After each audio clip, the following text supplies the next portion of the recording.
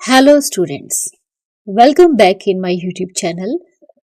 Students, if you are new to my channel, please subscribe my channel and hit the bell icon so you get the latest notifications timely. So students, today's topic is need for preparing balance sheet. So let's get start the video. Need for preparing balance sheet. A balance sheet is prepared to achieve following objectives. तो students, हम अपने business में जो balance sheet बनाते हैं उसकी हमें क्या ज़रूरत है, हमारे क्या ऑब्जेक्टिव्स हैं उस बैलेंस शीट को बनाने से। Balance sheet is prepare to achieve following objectives. जब हम बैलेंस शीट बनाते हैं तो बैलेंस शीट बनाने के पीछे हमारे कई सारे ऑब्जेक्टिव्स होते हैं। तो चलिए डिस्कस करते हैं।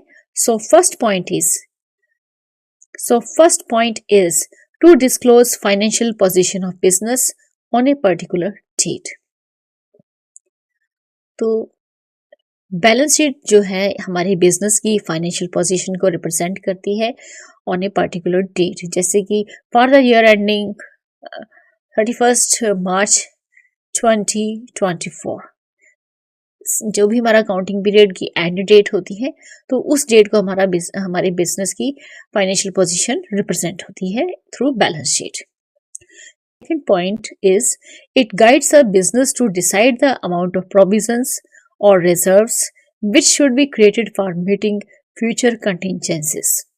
तो बैलेंस शीट जो है हमारे बिजनेस को गाइड करती है कि हमें कितना अमाउंट जो है एज ए प्रोविजन और रिजर्व रखना चाहिए, जो कि भविष्य में होने वाली जैसे कि कोई अचानक से प्रॉब्लम्स हो जाती हैं, अचानक से कुछ कंटिजेंसी मीटिंग फ्यूचर कंटिजेंसी जहाँ पे आपको पैसे की बहुत ज़्यादा ज़रूरत पड़ती है। कई बार बिजनेस में ऐसे हालात हो जाते हैं, इमरजेंसीज हो जाती हैं, तो उसके लिए हमें अलग से प्रोविजन और रिजर्व रखना पड़ता है। तो ये बैलेंस शीट गाइड करती है बिजनेस को।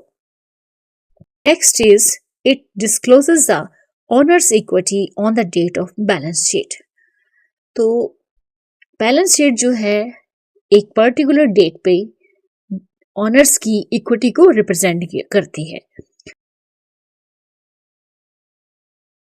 पर्टिकुलर डेट पे ऑनर्स की कैपिटल को रिप्रेजेंट करती है कि इक्विटी शेयर कैपिटल कितनी है, प्रेफरेंस शेयर कैपिटल कितनी है, तो ये रिप्रेजेंट करती है हमारी balance sheet. So students, in this video you have learned about the need for preparing balance sheet. So students, in this video only this much. Thank you. Thanks for watching.